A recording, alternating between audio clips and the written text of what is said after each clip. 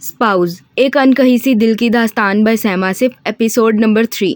शाहवेज मलिक की यकीन दहानी पर कि ये शादी नहीं होगी, सिद्रा मलिक खुशी खुशी इस शादी के लिए मान गई थी, सिर्फ अपने बेटे शहीर मलिक से दूर ना हो जाएं इसलिए। और यही वजह थी कि आज इन्होंने अपनी बहन की बेटी और बड़ी बहू सारा को बुलाया था ताकि वो शहीर के निकाह की कुछ शॉपिंग कर सके। सारा अपने साथ रमशा को भी ले आई थी ताकि सिद्रा के साथ वो दोनों अच्छा वक्त गुजार सकें। और हुआ भी यूं ही था। सिद्रा ने इन दोनों को कहा था कि रमशा ही शहीर की बीवी बनेगी। ये सब तो बस शहीर की दादी को खुश करने के लिए किया जा रहा है। निकाह के वक्त पर वो कोई फड्डा डालकर रमशा का निकाह शहीर से करवा देंगी, जिस पर वो दोनों खुश हो गई थी। पूरा दिन सारा और रमशा के साथ मॉल्स में घूमने के बाद शाम के वक्त सिद्रा मलिक इन दोनों को साथ लिए मेंशन में दाखिल हुई थी, जब सामने ही इन्हें लाउंज में शहीर और शाहवेज किसी बात पर बहस करते नजर आए। भाई क्या हो गया है तुम दोनों को, किस बात पर बहस कर रहे हो? मॉम देखे ना, निकाह मेरा है मगर भाई सिर्फ अपनी पसंद की डेकोरेशन करवा रहा है, मुझे कुछ भी डिसाइड नहीं करने दे रहा। I want everything in red, पर भाई को हर चीज़ वाइट चाहिए। भला मेरा निकाह है या इनका? पूछे इनसे ये ऐसा क्यों कर रहे हैं। सुनो लड़की, जाओ हम दोनों को जूस ला कर दो। सिद्रा की बात सुनते शहीर मुंह फुलाता बोला तो सिद्रा ने अपनी हंसी दबाई, जबकि कमरे से निकलती हयाम को देखते सारा करोफर से बोली तो शहीर के माथे पर बल पड़े। सारा आपा, हयाम इस घर की होने वाली बहू है, वो कोई मुलाजिम नहीं है, इसलिए अगर आपको या रमशा को जूस पीना है तो आप खुद जाकर किचन से ले लें। शहीर, वो भाभी हैं तुम्हारी, तमीज से बात करो उनसे। और अगर उसने जूस मांग ही लिया है तो इसमें कौन सी क़यामत आ गई है, वो किचन में ही जा रही है, ला देगी जूस तो क्या जाएगा। मॉम, हयाम के पाँव जले हुए हैं, आपको ख्याल करना चाहिए, हफ्ते को निकाह है, इससे पहले पहले इसे ठीक होना है। अब अगर वो यूं आपके काम करेगी तो कैसे ठीक होगी। शहीर की बात सुनते सिद्रा गुस्से से बोली तो शहीर ने मुंह बनाते जवाब दिया, जबकि सारा और रमशा तो शहीर की हयाम के लिए इतनी फिक्र देखकर हैरान हुई। कोई बात नहीं शहीर, आपा थकी हुई आई हैं, मैं जूस ला देती हूँ, मैं वैसे भी किचन में ही जा रही थी। कोई ज़रूरत नहीं तुम्हें, जो चाहिए मुलाजमा को बोल दो और अपने कमरे में जाकर आराम करो, समझी तुम। हयाम की बात सुनते शहीर इसके कमरे की तरफ इशारा करता बोला तो हयाम ने मुंह बनाते इसे देखा। शाह भाई, मेरे निकाह की सारी डेकोरेशन आप अपनी मर्जी से करवाइएगा, अच्छी सी, मुझे लाल पीली नीली डेकोरेशन नहीं चाहिए, मगर मुझे मेरे निकाह पर लाल डेकोरेशन चाहिए। तुमसे पूछ कौन रहा है चूजे, मैंने बस कह दिया शाह भाई अपनी पसंद से अच्छी सी डेकोरेशन करवाएंगे। और आपा, मैं आपके लिए जूस लेकर आ रही हूँ, आप वेट करें। हयाम नाक मुंह चढ़ाती बोली तो इसकी बात सुनते शहीर जिद्दी अंदाज में बोला, जबकि हयाम की बात पर शाहवेज ने हाँ में सर हिलाया। इसे हाँ में सर हिलाते देखकर सारा को तप चढ़ी, जबकि शहीर की बात पर हयाम फौरन बोलती किचन की तरफ बढ़ी। अपने बेटे के लिए इसके मुंह से चूजा लफ्ज सुनते सिद्रा मलिक का दिल किया इस लड़की का गला दबा दें। जो मर्जी करो तुम, अगर तुम निकाह के दिन ठीक ना हुई तो देखना मैं तुम्हारा क्या हाल करूँगा। हाँ। शहीर गुस्से से हयाम को वार्न करता लंबे लंबे डंक भरता अपने कमरे में चला गया, जबकि हयाम मुंह में मुस्कुराती सारा, सिद्रा और रमशा के लिए जूस डालने लगी। जूस डालने के बाद हयाम ट्रे उठाती इनके पास आई तो रमशा ने जानबूझकर अपना पाँव हयाम के आगे किया, जिस पर हयाम जो जूस का ट्रे पकड़े सिद्रा की तरफ बढ़ रही थी, अटकती जूस के तीनों गिलास सिद्रा के ऊपर गिरा गई, जिस पर सिद्रा ने आज एक बार फिर अपने ब्रांडेड सूट की बर्बादी पर इसे लहू छलकाती नजरों से घूरा, जबकि हयाम का तो सांस खुश्क हुआ। ताई अम्मी माफ़ कर दे, मेरा पाँव पता नहीं कैसे अटक गया था, मैं अभी साफ़ कर देती हूँ। लड़के फंसाने वक्त तो तुमसे कोई गलती नहीं होती, घर के कामों के वक्त तो बहुत गलतियाँ होती हैं, कभी तुम पाँव जला लेती हो और कभी मेरे इतने महंगे सूट ख़राब कर देती हो। हयाम की बात सुनते सिद्रा मलिक चिल्लाती बोली, जबकि शाहवेज मुंह बनाता वहां से उठकर चला गया। रमशा ने मुस्कुरा कर सारा को इशारा किया तो सारा ने अपनी हंसी दबाते सर झुकाया, यानी कि ये सब रमशा का किया धरा था। जबकि सिद्रा मलिक गुस्से से खड़ी होती हयाम का हाथ पकड़ती इसे खींचकर अपने साथ किचन में लेकर गई तो हयाम ने एक बार फिर से माफ़ी मांगी। ताई अम्मी प्लीज़ माफ़ कर दे, जब एक दफ़ा सज़ा मिलेगी तो दोबारा तुम ऐसी गलती नहीं करोगी। हयाम के माफ़ी मांगने पर सिद्रा मलिक गुस्से से बोली और फिर इन्होंने चूल्हा जलाया तो सारा और रमशा जो किचन में इन दोनों के पीछे खड़ी थी एक दूसरे को देखती मुस्कुराई, जबकि सिद्रा को आग जलाता देखकर हयाम ने नफ़ी में सर हिलाया, मगर सिद्रा गुस्से से इसे देखती इसका हाथ उठाकर जलते हुए बर्नर पर रख गई, जबकि डायरेक्ट आग पर हाथ रखने पर हयाम की आज एक बार फिर दिल खराश चीखें मलिक मैंशन में गूंजी थीं। हयाम की चीख सुनते शहीर, शाहवेज, जहरा, शाहमीर, नुदरत और सबीन फौरन से किचन में आए। मॉम, आप ये क्या कर रही हैं? अपनी बेटी पर इतना जुल्म देखते नुदरत बीबी की चीख निकली, जबकि शहीर फौरन से आगे बढ़ता चिल्लाता बोला और हयाम को सिद्रा मलिक से दूर करता इसका जलता हाथ फौरन से पानी के नीचे कर गया। बाकी सब तो हैरानगी से ये सब देख रहे थे। इसने मेरे ड्रेस पर जूस गिरा दिया, تو اس کا مطلب ہے آپ اس کا ہاتھ جلا دیں گی؟ بھابھی میری بچی نے اتنا بھی کوئی بڑا گناہ نہیں کیا تھا جو آپ نے اسے اتنی بڑی سزا دی، میری بچی کا ہاتھ جلا دیا۔ سدرا کے چلا کر کہنے پر شہیر غصے سے بولا تو ندرت بی بی نے روتے ہوئے حیام کو ساتھ لگاتے جواب دیا۔ زہرا ملک اور سبین ملک تو سدرا کو اتنی صفاکی پر اترتا دیکھ کر حیران تھی۔ معاف کریے گا اماں حضور، مگر مجھے اب یہ رشتہ منظور نہیں۔ یہ ابھی میری بیٹی پر اتنے ظلم کریے تو شادی کے بعد کیا کریں گی؟ میں اپنا شوہر کھو چکی ہوں، اپنی لختے جگر نہیں کھو سکتی۔ چاچی ایسے تو مت کہیں، میرا کیا قصور ہے اس میں؟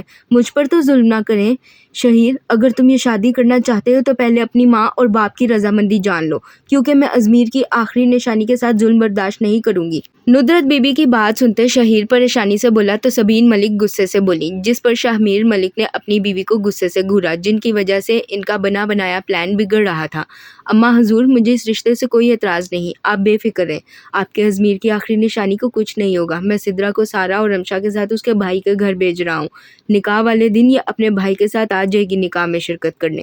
دیکھ لو شاہ، تمہاری ذمہ داری پر میں اس رشتے کو قائم رکھ رہی ہوں۔ جی اماں حضور، میں پوری ذمہ داری لیتا ہوں، آپ بے فکر رہیں۔ شاہمیر ملک کی بات سنتے سدرا، سارا اور رمشا نے آنکھیں پھاڑتے اسے دیکھا، جبکہ سبین ملک کی بات پر شاہمیر ملک انہیں زبان دیتے وہاں سے چلے گئے، جس پر سدرا ملک بھی ان کے پیچھے گئی۔ ملک صاحب، یہ سب کیا ہے؟ اس دو کوڑی غیر ذات کی لڑکی کے لیے آپ مجھے میرے گھر سے نکال رہے ہیں؟ تو کیا کروں، وہ لڑکی ازمیر کی جائیداد کی وارث ہے، اگر وہ اس گھر سے چلی گئی تو جائیداد بھی چلی جائے گی، اور پھر جو یہ تمہارا غرور ہے یہ ملیا میٹ ہو جائے گا۔ بے وقوف عورت، تمہارا تو دماغ کام ہی نہیں کرتا، مگر شاہمیر ملک کا دماغ بہت اچھے سے چلتا ہے، اس لیے تم اپنے بھائی کے گھر جا رہی ہو، بس بات ختم۔ سدرا ملک کی بات سنتے شاہمیر ملک غصے سے دھاڑے تو سدرا ملک نے انہیں حیرانگی سے دیکھا۔ وہ کل کی آئی لڑکی انہیں ان کے گھر سے نکلوا رہی تھی اور وہ کچھ بھی نہیں کر سکتی تھی۔ شاہمیر ملک اپنی بات مکمل کرتے اپنی اسٹڈی میں بند ہو گئے، جبکہ سدرا ملک نے اسی وقت سوچ لیا کہ انہیں حیام ازمیر ملک کا کیا کرنا ہے۔ جائیداد جائے بھاڑ میں، اب وہ بس اپنا بدلہ لیں گی اور اپنی چھوٹی بہو رمشا کو ہی بنائیں گی۔ یہ بات سوچتے سدرا ملک غصے سے کپڑے بدلتی سارا کے ساتھ اپنے بھائی کے گھر چلی گئی۔ آج ہفتے کا دن تھا، شہیر اور حیام کے نکاح کا دن۔ حیام اس وقت پارلر میں بیٹھی تیار ہو رہی تھی۔ وہ پارلر اکیلی آئی تھی، وجہ گھر میں سب مہمانوں کا اکٹھا ہونا اور سب لوگوں کا انہیں ویلکم کرنا تھا۔ ڈر تو اسے بہت لگ رہا تھا، مگر وہ کرتی بھی کیا، مجبوری تھی اس کی، اور پھر ندرت اور زہرا کے سمجھانے پر وہ خاموش ہو گئی تھی۔ ندرت نے اسے کہا تھا وہ اسے لینے جلد آئیں گی۔ حیام کب سے لال جوڑے میں تیار ہو کر بیٹھی تھی، مگر ندرت بی بی ابھی تک نہ آئی تھی۔ اس کے پاس کوئی موبائل بھی نہ تھا کہ وہ کسی کو فون کر سکے۔ میم، آپ کو لینے باہر گاڑی آئی ہے۔ ابھی حیام پریشانی سے بیٹھی اپنی انگلیاں چرخا ہی رہی تھی کہ ایک پارلر والی لڑکی اس کے پاس آتی بولی، جس پر حیام نے کچھ سکھ کا سانس لیا، پھر وہ اپنا لہنگا سنبھالتی باہر کی جانب بڑھی۔ پارلر کے سامنے سجاول کو گاڑی کے ساتھ کھڑے دیکھ کر حیام کچھ پریشان ہوئی۔ آپ کی امی نے بھیجا ہے مجھے، وہ کہہ رہی تھی گھر میں مہمان زیادہ ہیں، اس لیے میں ہی جا کر آپ کو لے آؤں، وہ نہیں آ سکیں گی۔ ٹھیک ہے چلیں۔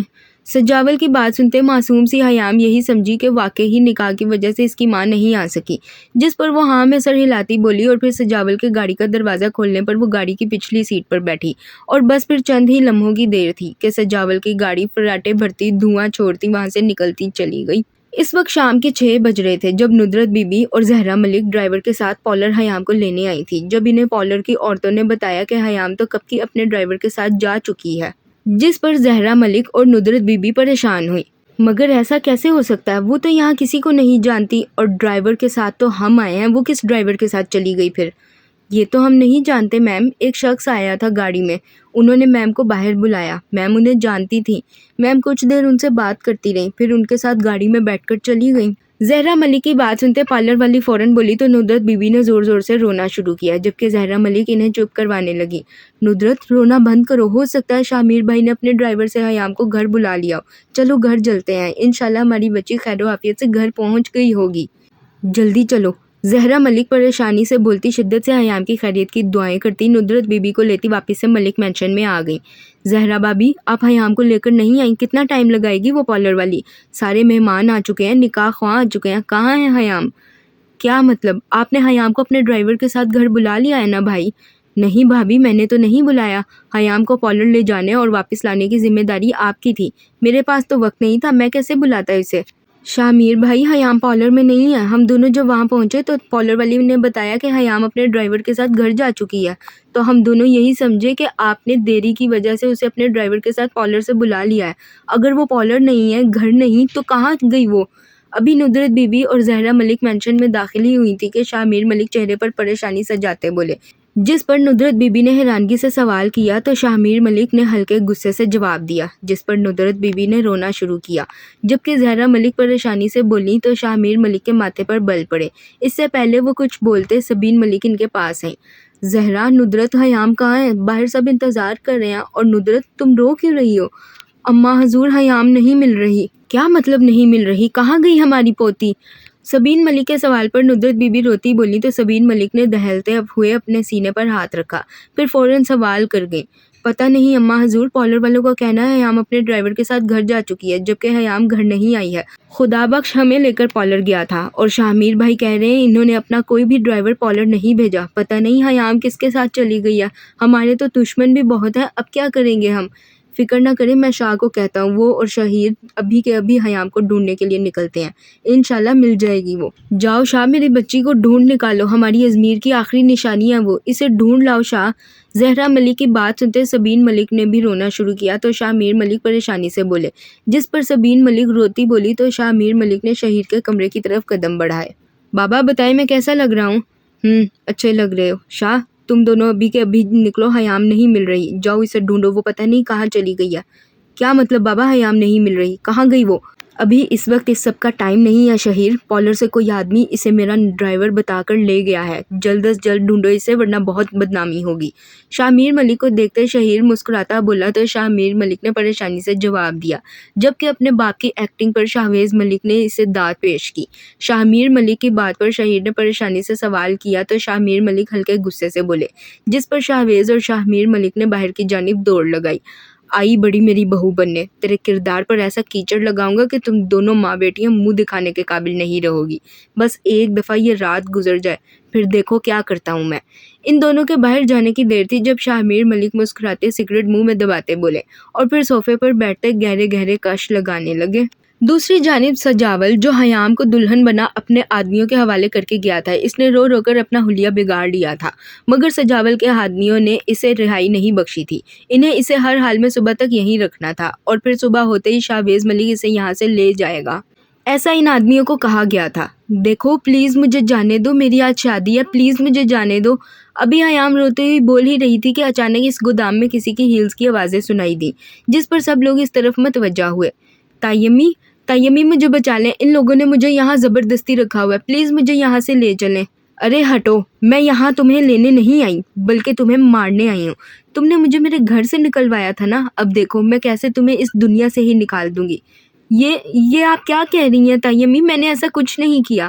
اپنے سامنے سدرا ملک کو دیکھتے حیام روتی ہوئی ان کے گلے لگتی بولی تو سدرا ملک اسے خود سے دور جھٹکتی نخوت سے بولی، جس پر حیام نے نفی میں سر ہلاتے جواب دیا، ہاں تم نے تو کچھ بھی نہیں کیا، تم تو معصوم ہو، ظالم تو میں ہی ہوں. چلو آج میں ظالم بن ہی جاتی ہوں، تمہیں مار دیتی ہوں. شاہمیر ملک نے تمہاری وجہ سے مجھے گھر سے نکالا تھا نا، وہ بھول گیا ہے کہ میں اسی کی بیوی ہوں، اس کی ہر حرکت سے واقف ہوں. اسے کیا لگتا ہے وہ یہاں تمہیں ساری رات رکھ کر صبح گھر لے آئے گا اور شہیر اور تمہارا رشتہ چھوٹ جائے گا، اور تو اور وہ اس ساری رات میں تم سے ازمیر کی جائیداد بھی بٹور لے گا.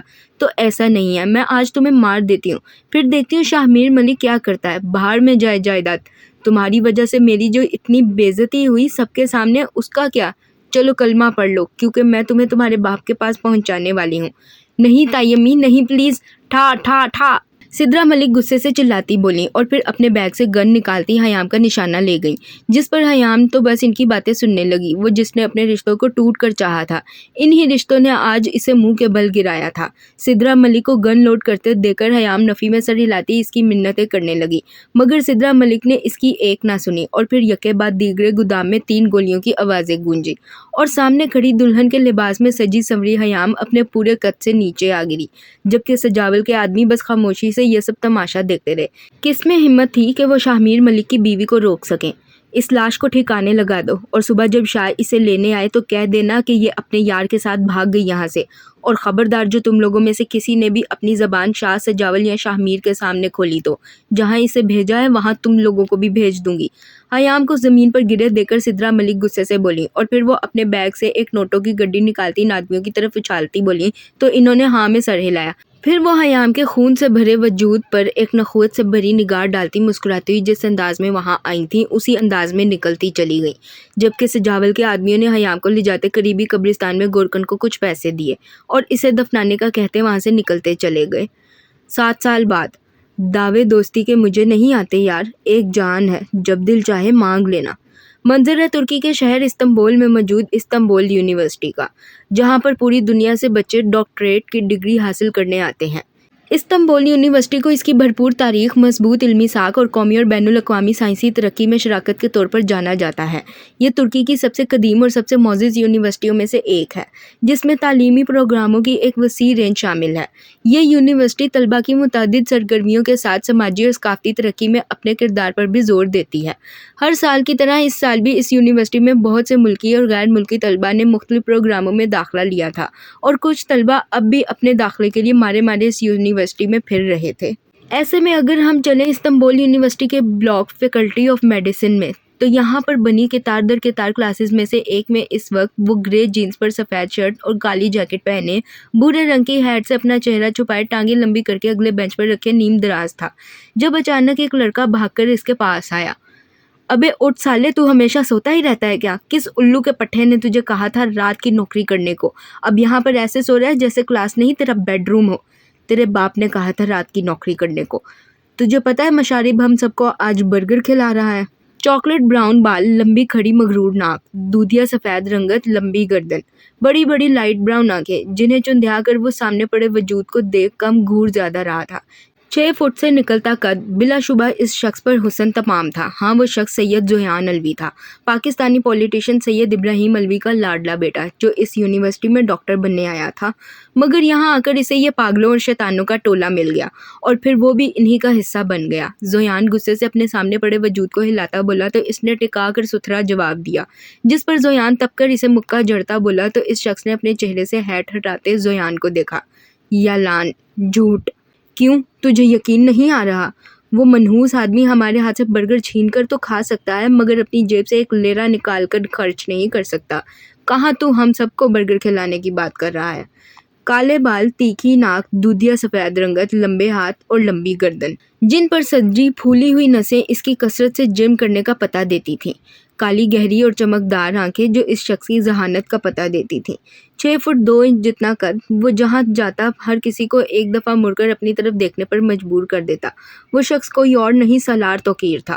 ذویان کی آخری بات سنتے اس نے غصے سے اسے گھورتے جواب دیا تو ذویان نے اپنی ہنسی دباتے سوال کیا، جس پر سالار منہ بناتے بولا تو ذویان نے کہکا لگایا، اچھا اب چل، کیفے میں بیٹھے سب تیرا انتظار کر رہے ہیں، سونے نہ دینا تم لوگ مجھے منحوسوں۔ ذویان کی بات پر سالار منہ بناتے بولا تو ذویان کہکا لگاتا اسے لیتا باہر کی جانب بڑھا۔ جب ان کی نظر اپنے بلاک کے سامنے بنے گراؤنڈ میں لگی بھیڑ پڑ گئی تو وہ دونوں بھاگ کر اس گراؤنڈ میں آئے جہاں پر آج بھی روز کی طرح ایک شخص بری طرح مار کھا رہا تھا، جبکہ مارنے والا وہی شخص تھا جسے پوری یونیورسٹی شیطانوں کا چاچا کہتی تھی۔ بلیک جینز پر وائٹ شرٹ اور لائٹ براؤن لیدر کی برانڈڈ جیکٹ پہنے، ہاتھ میں لکڑی کا ڈنڈا پکڑے، اس ڈنڈے کو زمین پر رکھے، اس پر اپنا ورژن ڈالے، دوسرا ہاتھ اپنی پسلی پر رکھے سٹائل سے کھڑا اس شخص کو گھور رہا تھا۔ سرخ و سفید رنگت، کالے گھنے بال جنہیں جیل کی مدد سے ایک مخصوص سٹائل میں کھڑا کیا گیا تھا، چھوٹی سی ناک جو اس وقت غصے سے سرخ ہو رہی تھی، بڑے بڑے انابی ہونٹ، کھڑے نین نقش، کثرتی جسامت، عنبر آنکھیں جنہیں دھوپ کی وجہ سے چندیا کر چھوٹا کیا گیا تھا، جو اس شخص کی گردن ہلانے پر دیکھنے والے کو کبھی گولڈن معلوم ہوتی تو کبھی ہلکی براؤن۔ غصے سے گردن کی رگیں تنی ہوئی تھیں۔ وہ شخص صرف خوبصورت نہیں بلا کا حسین تھا۔ اس پر تضاد غصے کی وجہ سے اس کی سرخ پڑتی رنگت اسے مزید دلکش بناتی تھی۔ پوری یونیورسٹی کی لڑکیاں اس شخص پر فلیٹ تھیں مگر بات کرنے سے ڈرتی تھیں کیونکہ اس شخص کا کبھی پتہ نہیں چلتا تھا، دل کرتا تو ہنس کر جواب دیتا ورنہ ٹکا کر ذلیل کر دیتا۔ پوری یونیورسٹی میں واحد 2 ہی لڑکیاں تھیں جن سے مشارب کمال ہنس کر بات کرتا تھا اور وہ دونوں ہی اس شیطانوں کے چاچو کی منہ بولی بہنیں اور دوست تھیں جو اسے ہر وقت غصہ کرنے سے روکتی تھیں۔ ایک تھی مریم علی تو دوسری تھی انزلہ فاروق۔ مشارب، یہ کیا حرکت ہے یار، کیوں اس کو پیٹ رہا ہے؟ کیونکہ میرا دل کر رہا ہے۔ تم دونوں کو کوئی اعتراض ہے؟ سالار کی بات پر مشارب ہاں میں سر ہلاتا بولا تو ان دونوں کو آگے سے جواب نہ آیا۔ وہ دونوں بس ایک دوسرے کو دیکھ کر رہ گئے، جبکہ مشارب صاحب اپنا فیوریٹ کام ایک بار پھر شروع کر چکے تھے، لڑائی۔ اس کو لے کر چل، یہ جن مار ڈالے گا اسے۔ سالار کی بات پر زویان نے ہاں میں سر ہلایا اور پھر وہ دونوں آگے بڑھتے اس جن کو دونوں بازوؤں سے پکڑتے قابو کرتے اسے اپنے ساتھ گھسیٹ کر لے جانے لگے، جبکہ مشارب اب بھی خود کو چھڑاتے اس شخص کو مارنے کی کوشش کر رہا تھا۔ سالار اور زویان اسے اپنے ساتھ گھسیٹ کر کیفے لائے تو وہ ان دونوں سے اپنا آپ چھڑاتا فوراً سے ایک ٹیبل پر بیٹھا جس پر پہلے ہی 3 لوگ بیٹھے تھے۔ تیرے باپ کا ولیمہ ہے؟ نہیں، میرے دوست کے باپ کی بارات۔ ان تینوں کو دیکھتے مشارب نے گلا کھنگارتے ٹیبل بجائی تو نیلی گہری آنکھوں والا شخص اپنا ایک آئی برو اچکا کر بولا، جس پر مشارب نے معصومیت کے ریکارڈ توڑتے جواب دیا تو سالار اور زویان نے اپنی ہنسی دبائی، جبکہ وہ شخص بس اسے گھور کر رہ گیا۔ کالے بال جنہیں جل کی مدد سے سلیقے سے سیٹ کیا گیا تھا، دودھیا سفید رنگت، کھڑی مغرور ناک اور لمبی گردن، بلا شبہ وہ بہت حسین تھا۔ اس پر اس کی جھیل سی گہری نیلی آنکھیں جو خود میں ہزاروں راز سموئے ہوئے تھیں، 6 فٹ جتنا قد اسے مزید دلکش بناتا تھا۔ وہ شخص حسن کی ایک اعلیٰ مثال تھا جس پر یونیورسٹی کی تمام لڑکیاں بری طرح سے دل ہار بیٹھتی تھیں۔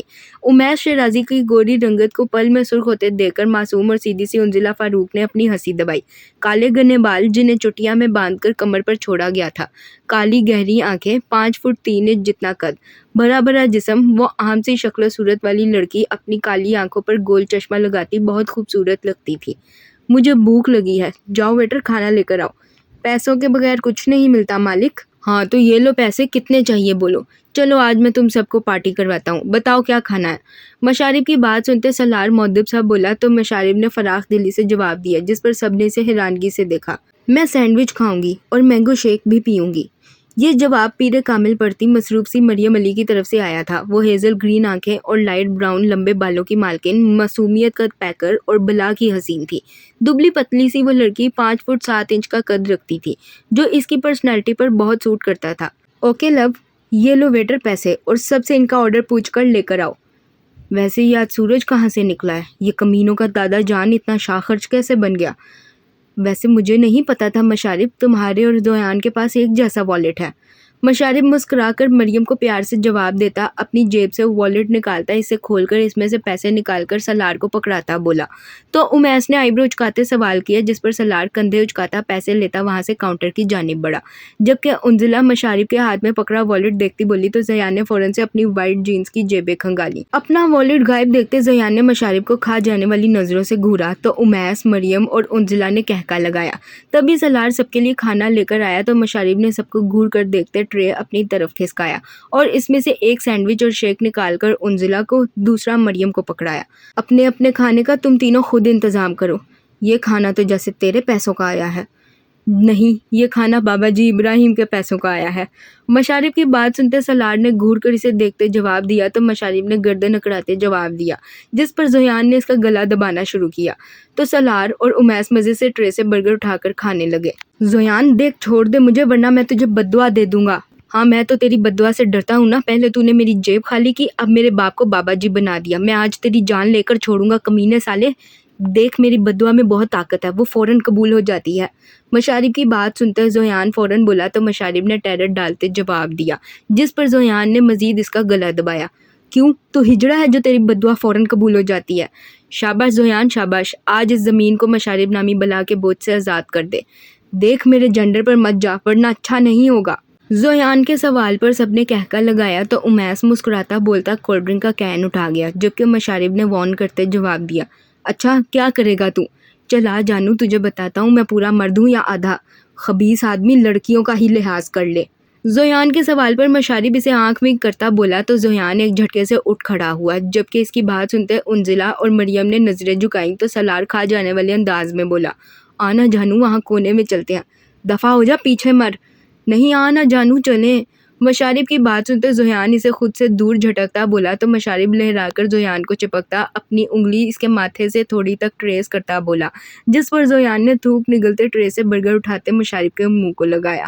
یہ ٹھوس میری جان چھوڑ، پہلے ٹھوسنے دیتا تو مجھ میں لیلا کی روح نہ آتی، قسم سے تو لیلا نہیں مونجلی کا لگتا ہے۔ زویان اس کے منہ میں برگر ٹھوستا بولا تو مشارب اس کی جان چھوڑتا اترا کر بولا، جس پر امیس نے ٹکڑا لگانا اپنا فرض سمجھا۔ ہاں، اور میرے سالے کمینے صدا کے ترسے ہوئے دوست اس منجلیکا کو بھی نہیں چھوڑتے جو اصل میں مرد ہے۔ میرے خیال سے مریم ہمیں چلنا چاہیے۔ نہیں، میں نہیں جاؤں گی، مجھے ابھی سالار کو پڑھنا ہے۔ مشارب ایک تپا دینے والی مسکراہٹ ہونٹوں پر سجاتا بولتا سب کے چہرے لال کر گیا۔ جبکہ اس کی بات سنتے انزلہ فوراً بولی تو مریم نے منہ بناتے جواب دیا، کیوں بھائی، تم کیوں اسے پڑھو گی؟ ارے جس کمبخت کو اس کی ماں نہیں پڑھ سکتی تو تم کیوں پڑھو گی؟ میں سالار سکندر کی بات کر رہی ہوں۔ ہائے مشارب، کیسے ہو یار؟ مریم کی بات پر سب نے حیرانگی سے سالار کو دیکھا تو سالار نے نفی میں سر ہلایا۔ پھر مشارب فوراً بولا تو مریم نے منہ بناتے جواب دیا، جس پر مشارب نے اسے گھور کر کچھ کہنے کے لیے منہ کھولا ہی تھا کہ زاویار اس کے پاس آتا بولا۔ زاویار ان کی کلاس کا سب سے نکما لڑکا تھا جو میڈیکل میں بس باپ کا پیسہ اڑانے آیا تھا۔ زاویار کے سوال پر مشارب نے اپنا آئی برو چکایا تو زاویار اس کے سامنے کرسی رکھ کر بیٹھا۔ دراصل تم اور امیس یونیورسٹی کے سب سے خوبصورت لڑکے ہو، اس لیے میں تم دونوں سے ایک مشورہ لینے آیا ہوں۔ کیسا مشورہ؟ وہ میری گرل فرینڈ کی برتھ ڈے آ رہی ہے، تو کیا تم لوگ مجھے بتا سکتے ہو کہ میں اسے کیا گفٹ کروں؟ زاویار کی بات سنتے امیس نے سوال کیا تو زاویار نے فوراً سوال داغا، جس پر مشارب نے اپنے کمینے چہرے پر معصومیت سجائی۔ میرا نمبر گفٹ کر دو، خوشی سے پیر نہیں ٹکیں گے اس کے۔ تمہارا نمبر کیوں دوں گا میں؟ کچھ اچھا بتاؤ، کچھ ایسا جو آج تک کسی نے نہ دیا ہو اپنی گرل فرینڈ کو۔ اس کے ناک پر پنچ کا نشان دے دو۔ مشارب کے معصومیت سے جواب دینے پر سب نے اپنی ہنسی دبائی۔ وہ مشورہ لینے بھی آیا تھا تو شیطانوں کے چاچا سے۔ جبکہ مشارب کی بات پر زاویار منہ بناتا بولا اور پھر اس نے مشارب کو دیکھا تو مشارب کچھ سوچنے لگا، پھر انتہائی سیریس انداز میں بولا تو انزلہ نے مریم کو دیکھا۔ مجھے محبت بھرا گفٹ دینا یار، سمجھو میری بات کو، کچھ سرپرائزنگ بتاؤ۔ اچھا تو تم ایک کام کرو، اس کی بہن سے نکاح کر لو اور پھر نکاح نامہ اسے گفٹ کر دینا۔ سب سے یونیک گفٹ ہوگا تمہارا، اور سرپرائزنگ تو اتنا ہوگا کہ بیچاری کا ہارٹ فیل ہو جائے گا اور وہ ٹک کر کے اوپر چلی جائے گی۔ کیسا رہا آئیڈیا؟ امیس تم کوئی مشورہ دے دو۔ زاویار کی بات پر مشارب فوراً بولا تو سب نے کہکا لگایا، جبکہ زاویار تو صدمے میں ہی چلا گیا۔ پھر 2 منٹ بعد وہ امیس کو دیکھتا بولا تو امیس نے ٹیبل سے چشمہ اٹھاتے اپنی آنکھوں پر سیٹ کیا۔ میری آج تک کوئی گرل فرینڈ نہیں رہی ہے، اس لیے مجھے آئیڈیا نہیں ہے لڑکیوں کو کیا پسند ہے۔ تم چاہو تو لڑکیوں سے ہی پوچھ لو۔ تم ایک کام کرو، اسے ویٹ مشین دے دو تاکہ اسے پتہ چلے وہ کتنی موٹی ہے اور پھر وہ کھانا بند کر دے گی۔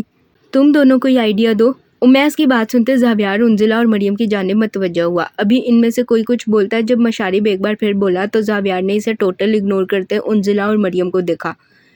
تم اسے ٹفنی رنگ گفٹ کر دو، زیادہ نہیں، بس $13.7 ملین کی ہے۔ اس گفٹ کے لیے کتنے گردے بیچنے ہوں گے؟ تمہاری گرل فرینڈ کیسی ہے؟ مطلب اسٹائلش ہے یا سمپل سی؟ مریم کی بات سنتے سب لڑکوں کا منہ کھلا۔ پھر مشارب فوراً بولا تو اس کے شوشے پر مریم نے اسے گھور کر دیکھا، جبکہ انزلہ اپنا چشمہ پیچھے کو دھکیلتی سوال کر گئی۔ نہ زیادہ سمپل ہے اور نہ زیادہ اسٹائلش، ایکچولی وہ بہت بڑی فوڈی ہے، تو تم اسے ٹاکسم اسکوائر لے جاؤ اور پھر اسے کسی اچھے ریسٹورنٹ سے ڈنر کروا دو۔ یہ آئیڈیا اچھا ہے، تھینکس۔ میرے سوال کا جواب تو دو۔ انزلہ کی بات پر زاویار مسکراتا بولا اور پھر مشارب کو گھور کر دیکھتا وہاں سے چلا گیا، جبکہ مشارب نے پریشانی سے سوال داغا۔ کون سا سوال؟ تمہاری اس ڈفنی مفنی رنگ کے لیے کتنے گردے بیچنے ہوں گے؟ اگر بلیک میں بھی بیچو تو تم چاروں کے 8 گردے کم ہوں گے۔ انزلہ کے سوال پر مشارب فوراً بولا تو مریم چڑ کر جواب دیتی وہاں سے اٹھ کر کلاس لینے چلی گئی، جبکہ مشارب نے اپنے تینوں دوستوں کو گھور کر دیکھا تو سالار نے آئی برو چکایا۔ کیا سوچ رہا ہے؟ یہی کہ اوباما پرائم منسٹر کب بنا؟ یہ تو ہمیں نہیں پتا، مگر ہم فی الحال شکر کر رہے ہیں کہ ہم تینوں کے گردے بچ گئے، ورنہ تو جیسے کمینے دوست کا کوئی بھروسہ نہیں۔ اس ٹفنی کی خاطر دوستوں کو قبر میں اتار دے۔ سالار کے سوال پر مشارب تھوڑی کھجاتا بولا تو زیان نے اپنا خالی کین کھینچ کر اسے دے مارا، جس پر مشارب نے اسے گھورا تو امیس مسکراتا بولتا اٹھ کھڑا ہوا۔ میرا دل نہیں کر رہا، مجھے اٹھا کر لے کر جاؤ۔ بلڈوزر جتنا وزن ہے تیرا، میری کمر ٹوٹ جائے گی۔ تو ٹوٹ جائے، مجھے کوئی مسئلہ نہیں، مگر آج تو میں تمہارے اوپر ہی چڑھ کر جاؤں گا، چاہے کچھ بھی ہو جائے۔ امیس کو کھڑا ہوتا دیکھ کر مشارب ایک جس میں اس کے اوپر چڑھتا بولا تو امیس نے میز کے سہارے خود کو زمین بوس ہونے سے بچایا۔ پھر امیس دبی دبی آواز میں بولا تو مشارب نے فوراً جواب دیا، جس پر زیان اور سالار نے کہکا لگایا۔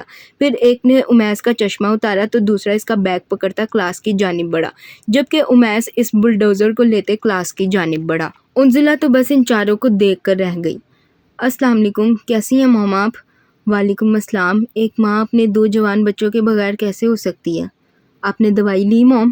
امیس کے سوال پر نوشین نے دھیمے لہجے میں جواب دیا تو امیس نے فوراً سوال داغا، جس پر نوشین نے نظریں جھکائیں۔ کم آن موم، آپ نے دوائی کیوں نہیں لی؟ کیا میں آپ کا بیٹا نہیں ہوں؟ تم ہو میرے بیٹے، مگر تم ان دونوں کو ڈھونڈ کر لے آؤ نا امیس۔ مام، آپ کو کیا لگتا ہے میں نے اور ڈیڈ نے عبیز اور ارویل کو ڈھونڈنے کی کوشش نہیں کی ہوگی؟ ہم نے بہت کی، یہاں تک کہ ہم رومانیہ تک چلے گئے، مگر ہمیں کچھ پتہ نہ چلا۔ یہ لیں دوائی کھائیں۔ امیس کے سوال پر نوشین فوراً بولی، پھر ذرا رکتی افسوس سے بولی تو امیس نے انہیں ہمیشہ والا جواب دیا، جس پر نوشین آج ایک بار پھر خاموش ہو گئی۔ ان 7 سالوں میں ان کی زندگیاں بہت بدل چکی تھیں۔ عبیز تو پہلے ہی انہیں چھوڑ کر جا چکا تھا، ارویل بھی اس ایک طوفانی رات کے بعد چلا گیا تھا۔ امیس اب پہلے سے بہت سمجھدار اور میچور ہو گیا تھا۔ اپنے دونوں ماں باپ کو اسی نے سنبھالا تھا۔ ارویل کے جانے کے بعد نوشین شیرازی دل کی مریضہ بن گئی تھی، جبکہ عبید بھی اب جیسے گن گن کر لفظ ادا کیا کرتے تھے، بس ضرورت کے تحت۔ ماریہ کی شادی ہو چکی تھی اور وہ اپنے شوہر اور 2 بچوں کے ساتھ امریکہ میں رہتی تھی۔ وقتاً فوقتاً آ جاتی تھی، مگر جب بیٹیوں کی شادی ہو جائے تو وہ کتنا ہی آ جاتی ہیں۔ امیس اپنی ڈاکٹر کی ڈگری کی خاطر ضد کر کے عبید اور نوشین کو اپنے ساتھ ترکی لے آیا تھا۔ زندگی ایک بار پھر چلنے لگی تھی، مگر وہ ایک خالی سا پن بیچ میں کہیں رہ گیا تھا۔ دوائی لینے کے بعد نوشین نے ہمیشہ کی طرح امیس کا چہرہ ہر جگہ سے چوما تھا، جس پر وہ بس خاموشی سے بیٹھا رہا۔ وہ جیسے عبیز اور ارویل کی ممتا بھی اسی پر لٹاتی تھی۔ تم نے کھانا کھایا؟ نہیں، ابھی نہیں کھایا، چینج کر لوں پھر کھاتا ہوں۔ ٹھیک ہے، تم جاؤ، میں کھانا لے کر آتی ہوں۔ نوشین کی بات سنتے امیس فوراً بولا تو نوشین نے مسکراتے جواب دیا اور اٹھ کھڑی ہوئی تو امیس بھی فوراً کھڑا ہوا۔ ڈاکٹر نے آپ کو آرام کرنے کو کہا ہے، میں کھانا خود گرم کر لوں گا۔ نہیں، بالکل نہیں، میں اب اتنی بھی بیمار نہیں ہوں، میں اپنے بیٹے کو خود کھانا کھلاؤں گی۔ تم میرے ہاتھ سے کھانا کھاؤ گے نا؟ جی مام، میں ضرور کھاؤں گا، میں چینج کر کے آتا ہوں۔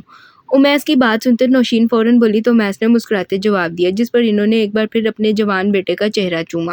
عبیز اور ارویل بھی تمہاری طرح 25 کے ہو گئے ہوں گے اور تمہاری طرح ہی گبرو جوان لگتے ہوں گے۔ بالکل ایسے ہی ہے، جاؤ کپڑے بدل کر آؤ۔ نوشین کی بات پر امیس فوراً بولا تو نوشین نے مسکراتے جواب دیا، پھر کچن کی طرف بڑھی تو امیس بھی اپنا بیگ لیتا اپنے کمرے میں آ گیا۔ پھر کچھ دیر بعد وہ کچن میں بنی ٹیبل پر بیٹھا نوشین کے ہاتھ سے کھانا کھا رہا تھا۔ نوشین مسکرا کر ایسے خوش ہوتی اسے کھانا کھلا رہی تھی جیسے وہ پہلی بار ان کے ہاتھ سے کھانا کھا رہا ہو، جبکہ ایسا نہیں تھا۔ یہ تو اب معمول ہی بن چکا تھا۔ وہ یوں ہی اسے اپنے ہاتھوں سے چھوٹے چھوٹے نوالے بنا کر کھلاتی تھی، جس پر امیس انہیں مشارب کی شرارتیں اور یونیورسٹی کی باتیں بتاتا کھانا کھاتا رہتا تھا۔ اس وقت صبح کے 10 بج رہے تھے اور سب لوگ اپنی اپنی کلاسز میں بیٹھے کلاس لینے میں مصروف تھے، جب وائٹ جینز پر وائٹ شرٹ اور لال برینڈڈ جیکٹ پہنے کالے بالوں والا ایک لڑکا کلاس میں داخل ہوا۔ وہ بیزاریت سے دروازہ کھولتا اجازت مانگے بغیر کلاس میں داخل ہو چکا تھا، جس پر مس امبرین کا پاڑا چڑھا۔ مشارب کمال، یہ کون سا وقت ہے کلاس میں آنے کا؟ میم، اٹس 10 AM۔ مس کی بات پر مشارب کمال ڈھٹائی کا مظاہرہ کرتے منہ بناتا اپنی برینڈڈ گھڑی سے ٹائم دیکھ کر بتا گیا، جس پر پوری کلاس میں دبی دبی ہنسی گونجی۔ میں تمہارے لیٹ آنے کا بول رہی ہوں، کبھی تو کلاس وقت پر لیا کرو اور ہمیشہ لیٹ آنے کی وجہ بتاؤ مجھے۔ میم، یہ میرڈ ہے تو بس رات کو بیگم کے نخرے اٹھاتے اٹھاتے اسے لیٹ ہو جاتا ہے۔ پھر ظاہر ہے مشارب کمال صاحب ہیں، بیگم کے نخرے اٹھاتے ہیں تو اپنے نخرے اٹھوانا بھی فرض سمجھتے ہیں، اس لیے پھر صبح صبح یونیورسٹی کے لیے وقت پر اس کی آنکھ نہیں کھلتی اور یہ ہمیشہ لیٹ ہو جاتا ہے۔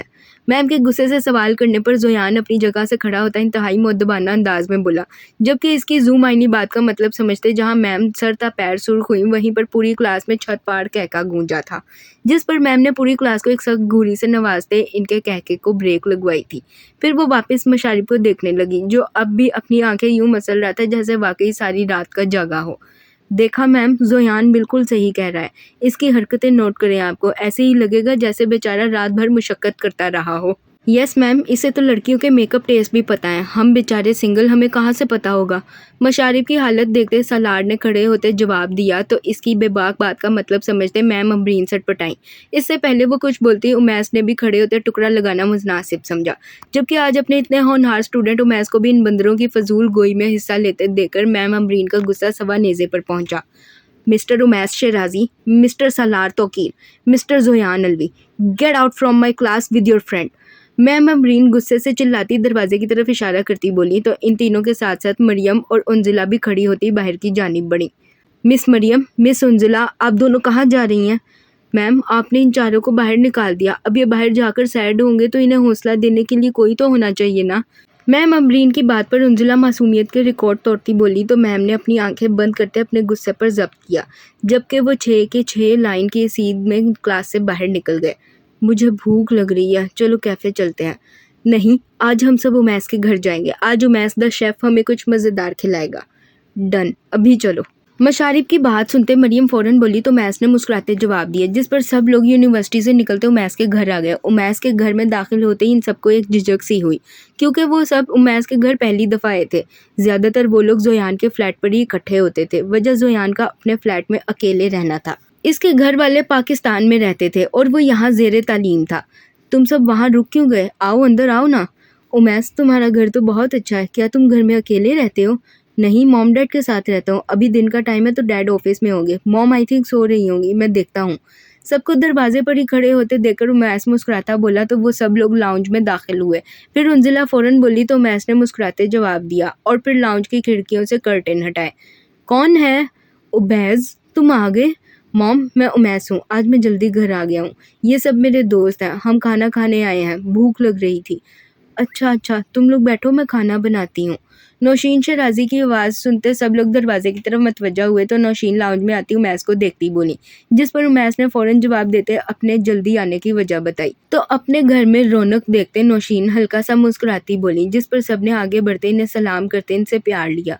नहीं, आज ये सब मेरे हाथ का खाना खाना चाहते हैं, मैं बनाता हूँ, आप भी हमारे साथ ही खाइएगा। ठीक है। उमैस की बात सुनते नौशीन मुस्कुराती बोली तो उमैस भी मुस्कुराया। फिर वो इन्हें लेता लाउंज में सोफे पर आकर बैठा तो नौशीन ने हमेशा की तरह उमैस का चेहरा हर जगह से छुआ, जिस पर मरियम और उन्जिला तो मुस्कुरा दी, मगर सलार, मशारिब और जोयान कुछ हैरान हुए। जाओ खाना बना लो, वक्त निकल रहा है। जी मॉम, आप बैठे इनसे बातें करें, मैं खाना बनाता हूँ। नौशीन की बात पर उमैस मुस्कुराता बोला और उठकर किचन की तरफ बढ़ा तो मरियम और उन्जिला नौशीन के पास बैठती इनसे बातें करने लगी। जबकि इन तीनों को आपस में मसरूफ़ होते देखकर मशारिब, सलार और जोयान भी किचन में उमैस के पास आ गए। हमें नहीं पता था तू मामाज़ बॉय है। ऐसी बात नहीं है, मैं इनका इकलौता बेटा हूँ, बस इसीलिए वो मुझसे बेहद प्यार करती हैं। वैसे तूने कभी बताया नहीं कि तू अपने माँ बाप का इकलौता बच्चा है। मशारिब की बात पर उमैस उदास मुस्कुराहट से बोला तो सलार ने फौरन जवाब दिया, जिस पर उमैस ने एप्रन बांधते इसे देखा। नहीं तो मैं अपने माँ बाप का इकलौता बच्चा तो नहीं हूँ। कमीने साले, अभी तो तूने कहा कि वो तुझसे इसलिए इतना प्यार करती है क्योंकि तू इकलौता है। मैंने कहा मैं इकलौता बेटा हूँ। मेरी एक बड़ी बहन भी है, वो अमेरिका में अपने हस्बैंड के साथ सेटल्ड है, वो दोनों भी डॉक्टर हैं। उमैस की बात पर मशारिब इसे घूर कर देखते बोला तो उमैस ने फ़ौरन जवाब दिया। फिर वो कुकिंग के साथ साथ इनसे बातों में भी मसरूफ़ हो गया। तकरीबन आधे घंटे बाद उमैस ने खाना प्लेट में निकालते टेबल पर सजाया तो जोयान बाहर से तीनों लेडीज़ को बुला लाया, जिस पर वो तीनों आती टेबल पर बैठी तो मशारिब ने खाना देखते फ़ौरन से प्लेट पकड़ी, जिस पर सबने कहका लगाते इस भुक्कड़ को देखा जो कभी भी कहीं भी कुछ भी खा सकता था, ऐसा इसके दोस्तों का मानना था। उमैस, वहीं खड़े हो, तुम जाकर उमैस के साथ खड़ी हो। जी आंटी। नौशीन की बात सुनते उमैस परेशानी से अपनी जगह खड़ा हुआ तो नौशीन मरियम को देखती बोली, जिस पर मरियम नासमझी से जवाब देती उमैस के साथ जाकर खड़ी हुई तो नौशीन ने मुस्कुराते हुए इन दोनों की नज़र उतारी। तुम दोनों कितने प्यारे लग रहे हो एक साथ। मॉम, आई थिंक हमें खाना खाना चाहिए। कम। तुम तो बुरा मना गए उमैस, मैं तो वैसे ही कह रही थी। अच्छा चलो इधर मेरे पास आकर बैठो। नौशीन की बात सुनते मरियम ने नज़रें झुकाई तो उमैस फ़ौरन बोला, जिस पर नौशीन मुंह बनाकर बोलती उमैस को अपने पास बुला गई। वो अच्छे से जानता था वो इसे इसलिए बुला रही है ताकि वो इसे अपने हाथों से खाना खिला सके। जबकि मरियम जाती उन्जिला के साथ बैठी और फिर सबने खाना शुरू किया। भाई, तू वो डिफनी मिफनी अफोर्ड कर सकता है? Shut up, she is my friend and sister, ऐसा कुछ नहीं है। मर्जी, वैसे जोड़ी अच्छी है। सलार के हल्की आवाज़ में सवाल करने पर उमैस ने घूर कर देखते हल्की आवाज़ में जवाब दिया तो सलार ने कंधे उचकाते जवाब दिया, जिस पर उमैस ने इसे खा जाने वाली नज़रों से घूरा और फिर अपनी माँ की तरफ मतवज्जा हुआ जो चेहरे पर बच्चों सी खुशी लिए अपने बेटे को अपने हाथ से खाना खिला रही थी। उमैस ने मुस्कुराते हुए इनके हाथ से बाइट ली तो मशारिब ने मुस्कुराते हुए इन्हें देखा। आंटी, आप अपने इतने बड़े बेटे को अपने हाथ से क्यों खाना खिला रही हैं? बच्चे जितने भी बड़े हो जाएं माँ के लिए हमेशा छोटे ही रहते हैं। तुम इधर आओ मेरे पास। मशारिब के मुस्कुराकर सवाल करने पर नौशीन ने फ़ौरन जवाब दिया तो मशारिब ने हाँ में सर हिलाया, जिस पर नौशीन इसका चेहरा देखती बोली। तो मशारिब उठता इनके पास आया, जिस पर नौशीन ने नवाला बनाते इसके मुंह के आगे किया तो मशारिब परेशानी से इन्हें देखने लगा। खा लो, भले तुम्हारे दोस्त की माँ हूँ मगर माँ तो हूँ ना, और तुम सब मेरे बच्चों जैसे हो। नौशीन की बात पर मशारिब ने नम आंखों से मुस्कुराते हाँ में सर हिलाते मुंह खोला तो नौशीन ने इसके मुंह में नवाला डाला, जिस पर सब लोग मुस्कुराने लगे क्योंकि सभी जानते थे मशारिब अपने बचपन से ही माँ के प्यार को तरसा है। मशारिब की माँ मशारिब को पैदा करते वक्त इस दुनिया से चली गई थी और इसके बाद कमाल साहिब ने कभी दोबारा शादी ही ना की। آپ نے کہا آپ ہماری ماں جیسی ہیں، تو کیا میں آپ کو گلے لگا سکتا ہوں؟ دراصل میں نہیں جانتا ماں کا پیار کیسا ہوتا ہے۔ مشارب، تمہیں پوچھنے کی ضرورت نہیں ہے یار۔ مشارب کے ہچکچا کر پوچھنے پر نوشین نے امیس کو دیکھا تو امیس نے مسکراتے جواب دیا، جبکہ نوشین بھی فوراً سے باہیں کھولتی مشارب کو اپنے ساتھ لگاتی پیار کر گئی، جس پر مشارب نے اپنے آنسو حلق سے نیچے اتارے تو حنزلہ نوشین کے پاس آئی۔ جب میں پاکستان تھی تو امی بھی مجھے اپنے ہاتھ سے کھلاتی تھیں۔ میں بھی آپ کے ہاتھ سے کھاؤں گا، میں بھی۔ انزلہ کی بات پر نوشین نے مسکراتے ہوئے اس کے منہ میں نوالا ڈالا تو سلار بھی اٹھا ان کے پاس آیا، جس پر وہ مسکرا کر اسے بھی کھلانے لگی۔ وہ سب بچے تو نہ تھے جو نوشین کی اداسی یا امیس کی اپنی ماں کو دیکھتے اداسی محسوس نہ کر پاتے، بس ان میں سے کسی نے کچھ پوچھا نہ۔ وہ دوست ایسے ہی تھے، تکلیف پوچھتے تو نہیں تھے مگر ایک دوسرے کے ساتھ ہمیشہ کھڑے رہتے تھے۔ سلار کو دیکھتے مریم بھی منہ بناتی بولی تو نوشین نے اسے بھی نوالا کھلایا۔ پھر نوشین اپنی کرسی سے اٹھتی زویان کے پاس آئی تو زویان پریشانی سے کھڑا ہوا۔ تمہاری بھی ماں جیسی ہوں، چلو شاباش منہ کھولو۔ نوشین اپنی بات کرتی نوالا بناتی زویان کے آگے کر گئی، جس پر زویان نے مسکراتے ہوئے ان کے ہاتھ سے نوالا لیا اور پھر وہ فوراً ان کے گلے لگا تو مشارب مسکراتا ہوا اس کے پاس آیا۔ چھوٹے بیبی کو ممی یاد آ گئی؟ شٹ اپ، ہاں بڑا ہے انگریز کی اولاد۔ مشارب کی بات پر زویان غصے سے بولا تو سب نے کہکا لگایا۔ وہ سبھی جانتے تھے زویان سید ابراہیم علوی اور سیدہ عائشہ علوی کا لاڈلا اور سب سے چھوٹا بیٹا ہے، جبکہ زویان کی بات پر مشارب فوراً بولا تو نوشین مڑتے اس کا کان کھینچا، جس پر سب نے ایک بار پھر کہکا لگاتے ماحول کو زعفران بنایا۔ عبید شیرازی جو آج گھر جلدی آئے تھے کچن سے کہکوں کی آوازیں سنتے فوراً اس جانب آئے تو مشارب اپنا کان چھڑاتا فوراً سے عبید شیرازی کے پیچھے گھسا، جس پر سب نے اپنی ہنسی دباتے اس ڈرامہ کنگ کو دیکھا۔ عبید شیرازی کو دیکھ کر پہچانا ان سب کے لیے مشکل تو نہ تھا، امیس بالکل عبید شیرازی جیسا تھا۔ انکل جی بچائیں، آپ کی ڈارلنگ مار رہی ہیں مجھے۔ مشارب کی بات سنتے عبید شیرازی سٹ پٹائے تو امیس نے کہکا لگایا، جبکہ باقی سب بھی ہنستے عبید شیرازی سے ملنے لگے۔ پھر وہ سب لوگ ایک ایک کر کے اپنے گھروں کو روانہ ہو گئے، جبکہ انزلہ واپس اپنے ہاسٹل آ گئی۔ آج جب مشارب کمال ہاؤس لوٹا تو گھر میں ایک الگ ہی فساد برپا تھا۔ مشارب کی بڑی بہن الوینا لاؤنج میں کڑی اپنے سامنے غصے سے چکر کاٹتے جاذب کمال کو دیکھ رہی تھی۔ جاذب کمال کالے گھنے بال، لمبی گردن، تیکھی مغرور ناک، سرخ و سفید رنگت، ہنی براؤن آنکھیں اور 6 فٹ 3 انچ جتنے قد کا انتہائی پرکشش مرد تھا۔ وہ 28 سالہ مرد انتہا کا سنجیدہ، اکھڑ مزاج اور بلا کا خوبصورت تھا۔ 28 سال کی عمر میں ہی جاذب کمال بزنس کی دنیا میں اپنا ایک الگ نام بنا چکا تھا۔ وہ کثرتی جسامت کا خوبرو مرد اس وقت غصے سے چکر کاٹتا بار بار چلا کر الوینا کے سوالوں کا جواب دے رہا تھا، جبکہ الوینا مسلسل اسے سمجھانے کی ناکام کوشش کر رہی تھی۔ الوینا اور جاذب کے پاس ہی ایک درمیانے قد کی 20-21 سال کی لڑکی سر جھکائے کھڑی تھی، جبکہ اس کے سامنے والے صوفے پر کمال صاحب اپنے دونوں ہاتھوں میں اپنا سر تھامے بیٹھے تھے۔ ان سب کو دیکھتے مشارب فوراً سے لاؤنج میں آتا پریشانی سے سلام کر گیا، جس پر جاذب نے اسے غصے سے دیکھتے سر جھٹکا، جبکہ باقی سب نے ٹوٹل اگنور کیا۔ واحد ایک وہ لڑکی تھی جو اسے دیکھتی ہلکی آواز میں سلام کا جواب دے گئی۔ یہاں پر یہ سب کیا ہو رہا ہے؟ کوئی بتائے گا مجھے؟ اور یہ لڑکی کون ہے؟ ہمارے گھر کی نئی ملازمہ ہے یہ۔ جاذب بس کر دو، میں کب سے تمہیں ایک ہی بات سمجھا رہی ہوں، تمہیں سمجھ نہیں آ رہی؟ مشارب کے سوال پر جاذب غصے سے بولا تو الوینا نے فوراً جواب دیا، جس پر مشارب نے الوینا کو دیکھا۔ وہ جانتا تھا جاذب اس وقت اسے سیدھا جواب نہیں دے گا۔ یہ بابا کی نئی مسز ہے، بابا نے ان سے نکاح کیا ہے۔ واٹ؟ لیکن یہ تو بچی ہے۔ ایگزیکٹلی، یہ بچی ہے مگر بابا چاہتے ہیں ہم اسے اپنی ماں کی جگہ دیں۔ یہ بابا کے دوست کی بیٹی ہے اور بابا کے دوست مرنے سے پہلے اپنی بیٹی کی ذمہ داری بابا کو دے گئے اور ہمارے اتنے پیارے بابا نے اس بچی سے نکاح کر لیا، وہ بھی اس کے باپ کے کہنے پر، کیونکہ اس دنیا میں اس کی عمر کے لڑکے تو فوت ہو گئے تھے، بس بابا ہی تو بچے تھے پوری دنیا میں اس سے نکاح کرنے کے لیے۔ الوینا کی بات سنتے مشارب کو جھٹکا لگا۔ وہ پریشانی کے عالم میں چیختا بولا تو کمال صاحب نے اپنے چھوٹے بیٹے کو دیکھا، یعنی کہ ان کے اس فیصلے پر ان کے دوسرے بیٹے کو بھی اعتراض تھا، جبکہ مشارب کی بات پر جاذب طنزیہ انداز میں بولا تو الوینا نے اس ڈھیٹ آدمی کو دیکھا جس کے ساتھ وہ پچھلے آدھے گھنٹے سے سر کھپائی کرتی اسے سمجھا رہی تھی کہ یہ بابا کی لائف ہے، وہ جیسا چاہیں کریں، ہمیں اعتراض نہیں ہونا چاہیے۔ ہماری سگی ماں کون سی زندہ ہے جو یہ لڑکی ان کا حق کھائے گی؟ مگر جاذب صاحب کا ایک ہی رونا تھا، وہ اپنی ماں کی جگہ کسی کو نہیں دے گا، اس 20 سالہ بچی کو تو بالکل بھی نہیں۔ مطلب یہ آج سے ہماری لٹل موم ہے۔ تمہارا دماغ گھاس چڑھنے گیا ہے مشارب، تم اس بچی کو اپنی ماں بناؤ گے؟ کتنا مذاق اڑائیں گے لوگ، سوچا ہے تم نے؟ اور تم اپنی ماں کی جگہ اس لڑکی کو دے دو گے؟ مجھے تم سے یہ امید نہیں تھی مشارب۔ بالکل بھائی، میں انہیں اپنی ماں کی جگہ دے دوں گا، اس ماں کی جگہ جس کا پیار مجھے کبھی نہیں ملا، جس کا لمس میں نے کبھی محسوس نہیں کیا، اس ماں کی جگہ جسے میں بچپن میں یاد کر کر کے اتنا روتا تھا کہ میں بیمار ہو جاتا تھا، اس ماں کی جگہ جس نے مجھے دیکھا تک نہیں، میں دے دوں گا اس ماں کی جگہ۔ رہی بات لوگوں کی، تو ان کا کیا ہے، وہ تو اب بھی باتیں کرتے ہیں کہ کمال نے 3 بچے پال کر بڑے کر لیے، اکیلا رہ گیا مگر شادی نہیں کی، یہی وقت پر شادی کر لیتا تو آج بچوں کے پاس ماں کا سہارا ہوتا۔ ٹھیک ویسے ہی جب پتہ چلے گا بابا نے شادی کر لیا تو 2 دن باتیں بنائیں گے کہ اپنے بچوں سے بھی چھوٹی عمر کی بیوی لایا ہے کمال، بڑھاپے میں عشق کود رہا ہے کمال کو بس۔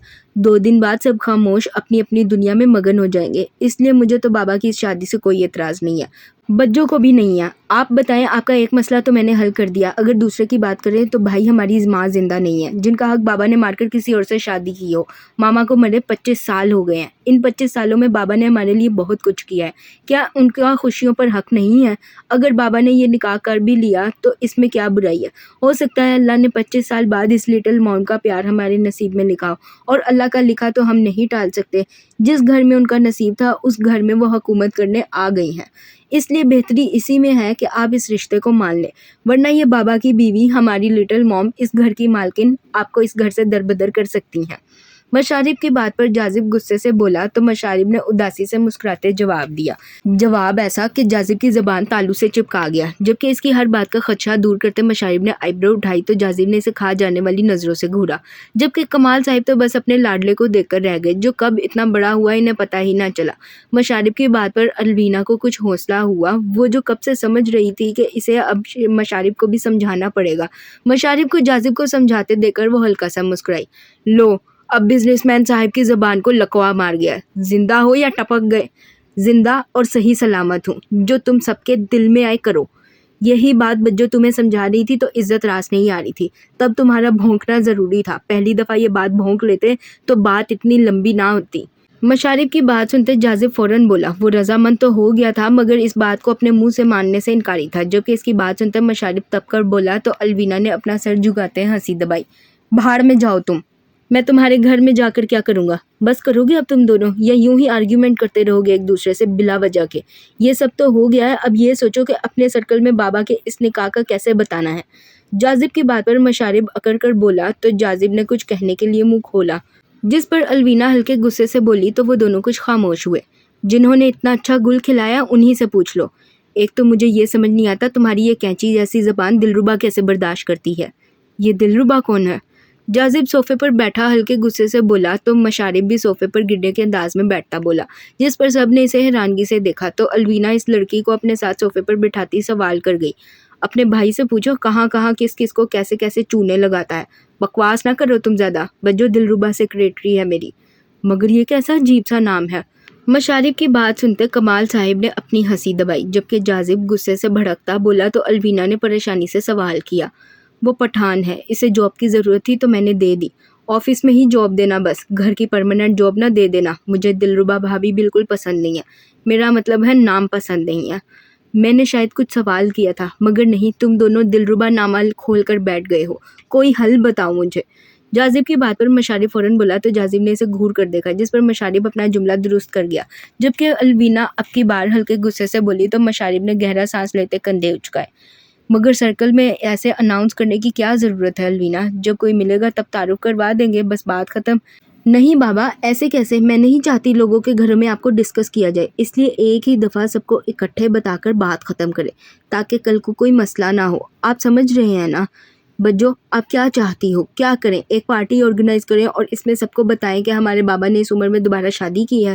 کمال صاحب کی بات سنتے الوینا فوراً بولی تو جاذب نے فوراً سوال کیا، جس پر مشارب ہلکا سا مسکرایا، نہیں پارٹی کرنے کی کیا ضرورت ہے، بالکل، بابا نے کون سا کوئی تیر مارا ہے جو ہم سب کو یوں پارٹی پر بلا کر بتائے، بالکل، ہمیں تو بابا کا گرینڈ ولیمہ آرگنائز کرنا چاہیے، بھئی آخر بابا نے شادی کی ہے، کوئی بزنس ڈیل تھوڑی کی ہے، بالکل، مشارب کی باتیں سنتے جاذب بالکل بالکل کرتا اس کی ہاں میں ہاں بھرتا گیا، جبکہ مشارب کی آخری بات پر جاذب بے دھیانی میں بالکل بولتا مشارب کو گھورنے لگا، جس پر مشارب نے ایک تپا دینے والی مسکراہٹ اپنے چہرے پر سجائی، جبکہ الوینا کو اس کا آئیڈیا پسند آیا۔ بالکل ہمیں بابا کا ولیمہ کرنا چاہیے، ایک بہت شاندار ولیمہ جس میں سب ہوں، اس طرح ہمیں سب سے الگ الگ تعارف کروانے کی ضرورت بھی نہیں پڑے گی اور ہمارا کام بھی ہو جائے گا۔ مگر الوینا اس سب کی کیا ضرورت ہے؟ میں کوئی 25 سال کا لڑکا ہوں جو یہ سب کرتا پھروں؟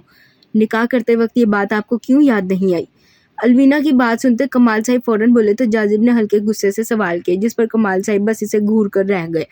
بابا یہ سب ضروری ہے، آپ 25 سال کے نہیں ہیں، مگر کوئی اور تو ہے، اور ہر کسی کے اپنے اس خاص دن کے لیے خواب ہوتے ہیں۔ میرے مطابق ہمیں اسی ہفتے بابا کا ولیمہ کرنا چاہیے، کیسا رہے گا؟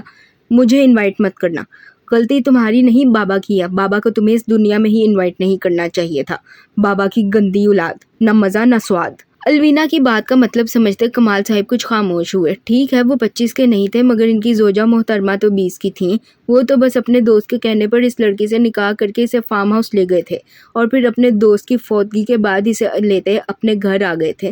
الوینا کی بات سنتے جاذب کمال فوراً بولا تو مشارب نے غصے سے جواب دیتے اپنے باپ کا ہر بار غصے میں بولے جانے والا ڈائلاگ بولا، تو الوینا نے اپنی ہنسی دبائی، جبکہ جاذب اٹھ کر غصے سے اپنے کمرے میں چلا گیا۔ جاذب کے جانے کے بعد الوینا بھی اس لڑکی کو کمال صاحب کے کمرے میں چھوڑتی اپنے کمرے میں آ گئی، جبکہ پیچھے مشارب اور کمال صاحب وہیں پر بیٹھے مشارب کی پڑھائی کا ملاحظہ فرمانے لگے۔